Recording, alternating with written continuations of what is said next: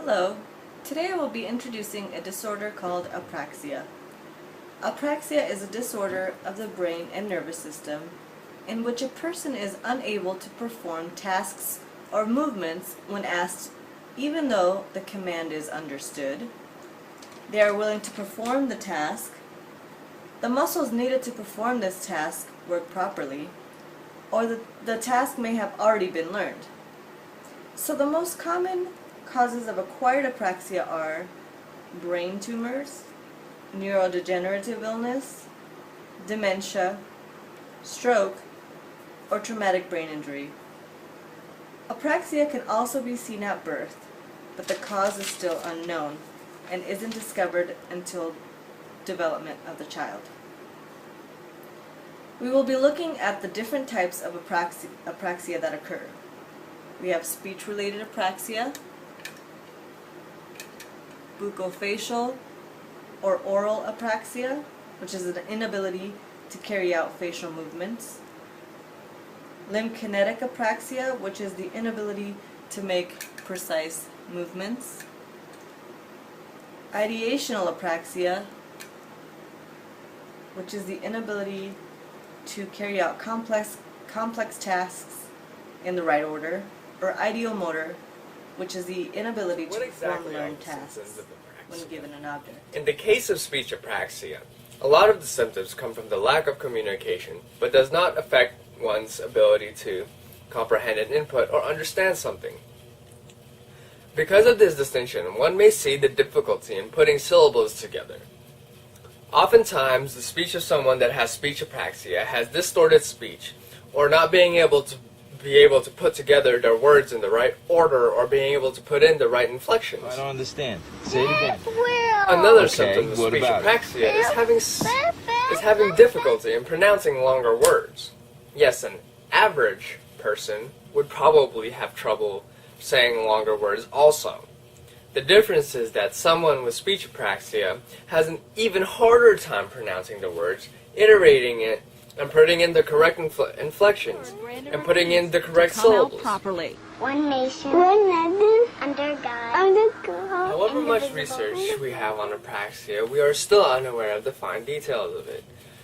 Apraxia does not only hinder speech, but apraxia manifests itself in different ways, and one of them is the hindrance of voluntary movement.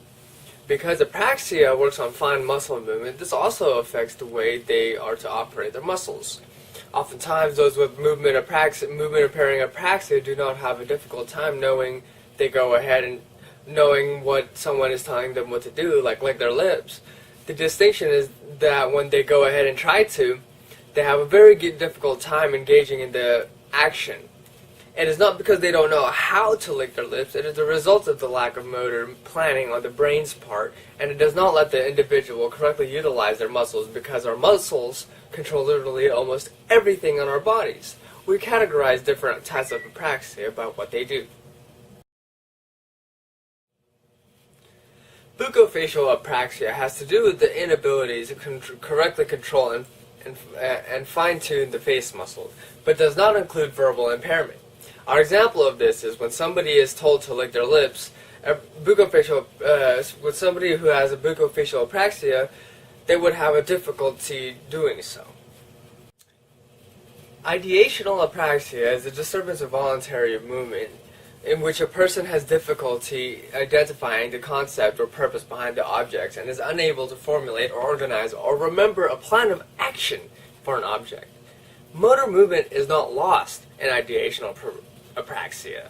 The idea processing and planning areas are damaged. An example of this would be putting on your shoes first and then your socks, or putting on only one shoe.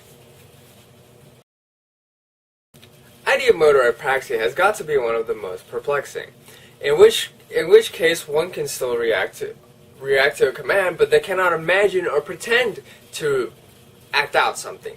If one were to ask somebody to pretend to brush their teeth, they would not pretend to brush their teeth. They would be unable to do so, or they would be unable to think of what to do.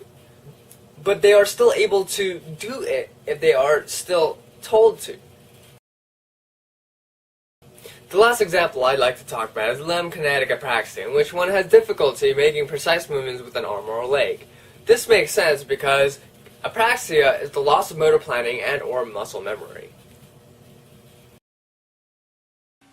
Here are some examples of treatments for apraxia.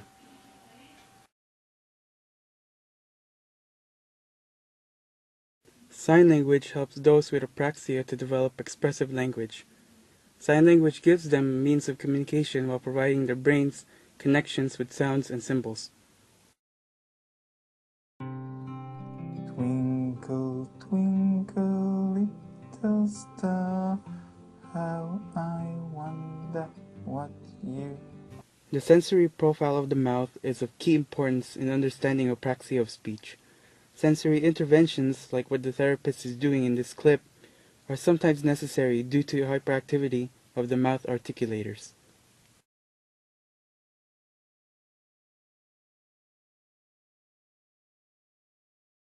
There are 3 stages of breath management that helps promote speech. 1. Blowing with an accessory like a whistle or a plastic flute. 2. Blowing without an accessory and without necessary control. 3. Blowing with control. It is the duty of the therapist to teach the patient how to jump from stage to stage of breath management. The sound O could sometimes be difficult for apraxia patients. Say boat, boat, say boat. They pronounce the A sound instead of the O sound. Boat, very good, very good. There's a bow, bow. You try it. Again. The pinching of the cheeks helps the patient to make the sounds with the movement of the mouth. Repeated practice will help in distinguishing which mouth movement goes with which sound.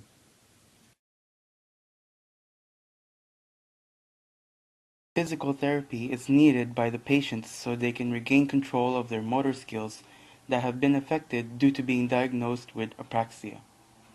Occupational therapy is used so patients can relearn daily living skills. In summation, lesions in the brain causes damage to the specific areas, the left temporal lobe and the basal ganglia. This then results in hindrance to oral or verbal speech and movement. The 4 main types of movement impairing apraxia include ideational, ideomotor, limb kinetic, and buccofacial.